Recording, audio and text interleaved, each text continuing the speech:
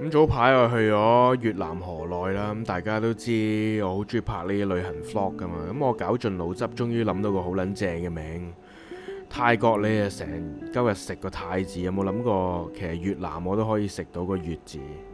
咁我去河內啊嘛，咁所以我個 vlog 就叫做越來越愛咯。係咪好撚鉗呢？打鳩我咯！咁大家去越南之前，真係要問清楚，大家係咪真係接受到污糟啊？即係佢其實啲空氣已經好撚污糟啦。咁你以為印度已經好污糟噶啦嘛？即係乜撚嘢輕度、中度、重度印度啊嘛？但係你問我，應該係輕度、中度、重度越南咯。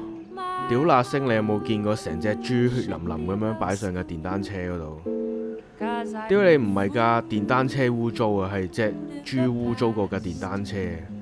嗰啲血水滴撚晒落架車度，你睇下佢嘅豬腳仲要踩撚住個迫力。